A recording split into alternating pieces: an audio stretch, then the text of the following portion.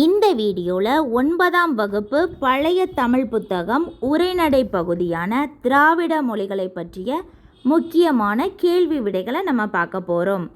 கீழ்கண்டவற்றுள் எது தம் எண்ணங்களையும் கருத்துக்களையும் பிறருக்கு அறிவிக்கும் கருவியாக விளங்குவதாக ஆசிரியர் கூறுகின்றார்? மொழிதான் தன்னுடைய எண்ணத்தையும் கருத்துக்களையும் பிறருக்கு அறிவிக்கும் கருவியாக விளங்குகின்றது. தனக்கென தனி சிறப்பும் பல மொழிகள் தோன்றி வளர அடிப்படையாகவும் உள்ள மொழி மூலமொழி என்று அழைக்கப்படுகின்றது. இந்தியாவில் பேசப்படும் மொழிகள் அனைத்தையும் மொழியியல் அறிஞர் கீழ்கண்ட எந்த மொழி குடும்பத்தில் மட்டும் அடக்கி வைக்கவில்லை.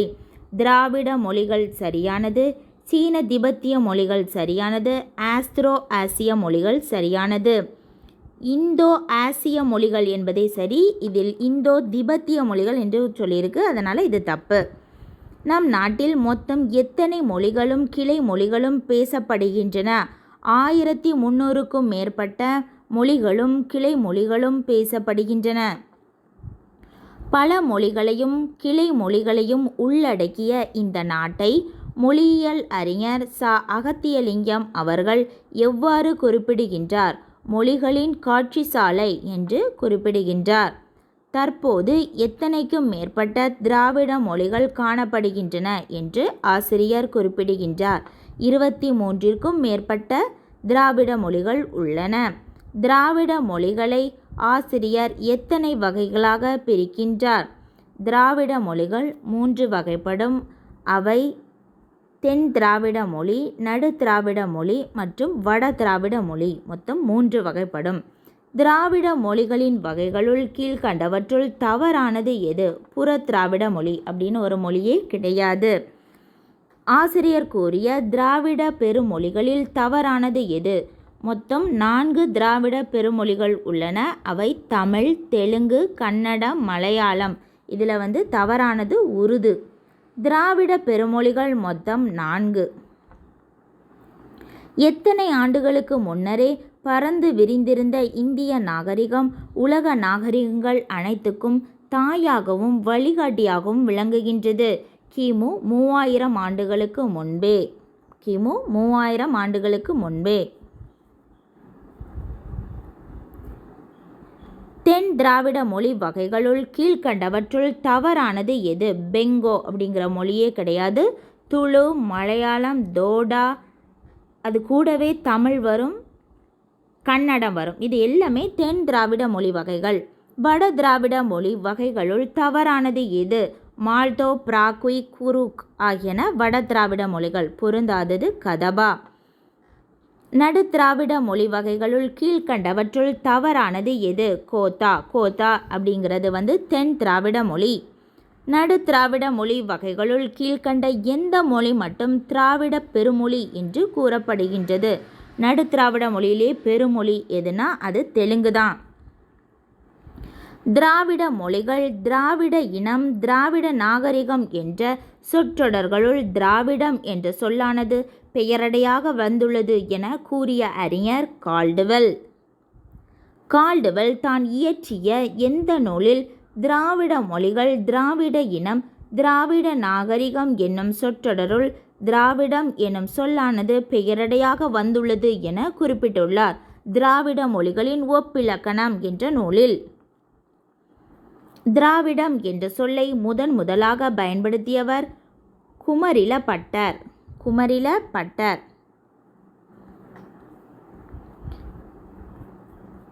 திராவிடம் என்ற சொல்லை முதலில் பயன்பாட்டுக்கு கொண்டு வந்தவர் கால்டுவெல்.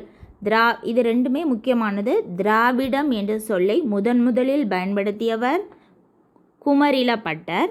திராவிடம் என்ற சொல்லை முதலில் பயன்பாட்டுக்கு கொண்டு வந்தவர், ரெண்டுமே டிஃப்ரென்ஸ் நம்ம தெரியணும். கொண்டு வந்தவர் கால்டுவெல்.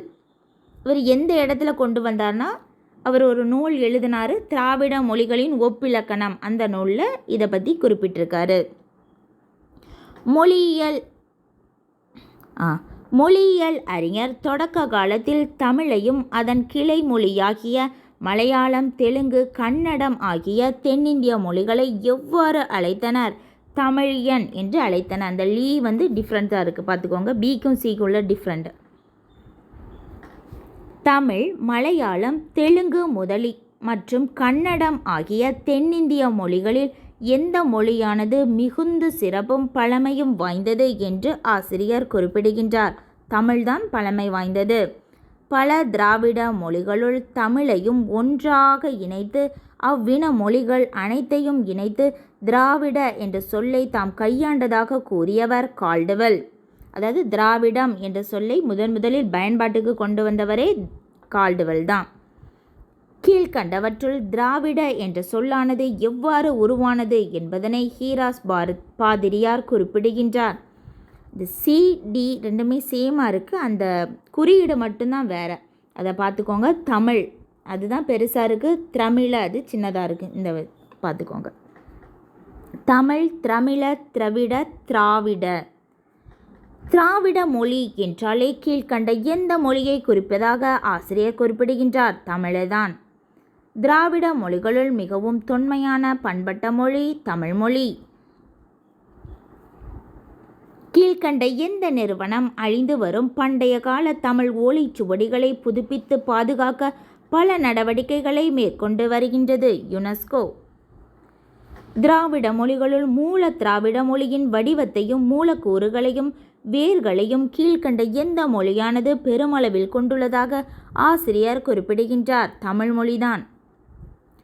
தமிழ் மொழியில் இன்று நமக்கு கிடைத்துள்ள மிக பழமையான இலக்கண நூல் தொல்காப்பியம். திராவிட மொழிகள் அனைத்துக்கும் மூலமான மொழியை முன்னை திராவிட மொழி, மூல திராவிட மொழி, தொன்மை திராவிட மொழி என பல்வேறு சொற்களால் குறிக்கப்படும் மொழி தமிழ்மொழி. எத்தனை சதவீத அளவுக்கு திராவிட மொழிக்கூறுகளை கொண்டுள்ள ஒரே திராவிட மொழி தமிழ் என்று ஆசிரியர் குறிப்பிடுகின்றார்? 80% மேல்.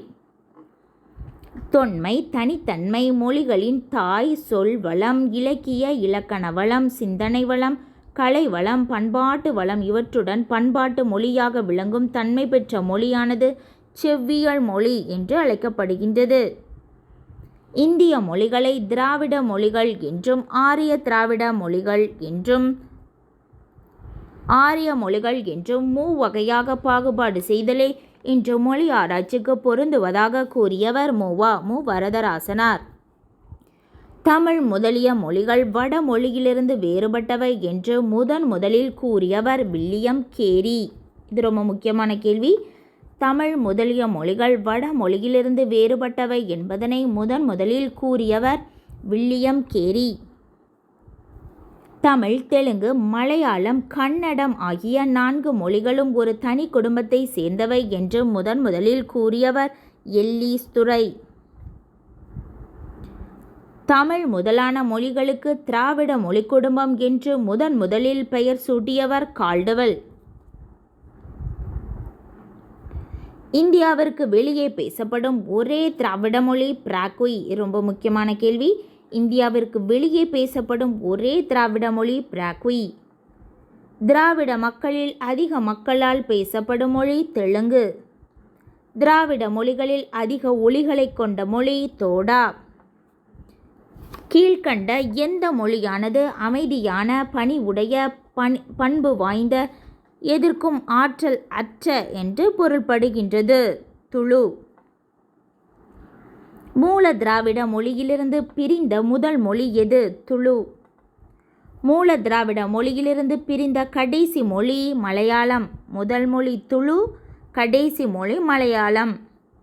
பிராக்வி மொழியானது எந்த ஆண்டின் போது திராவிட குடும்பத்தில் இணைக்கப்பட்டது? 1911ஆம் ஆண்டு.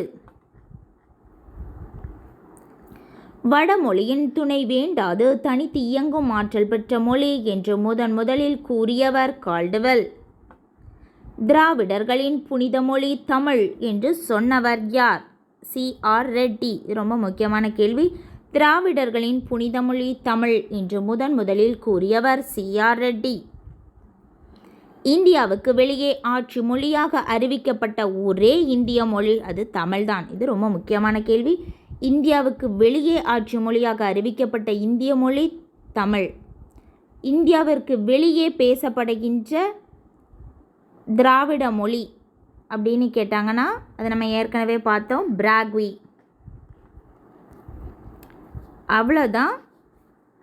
இனி நிறைய இம்பார்ட்டன்ட் கொஸ்டினோட அடுத்த வீடியோவில் நம்ம சந்திக்கலாம்.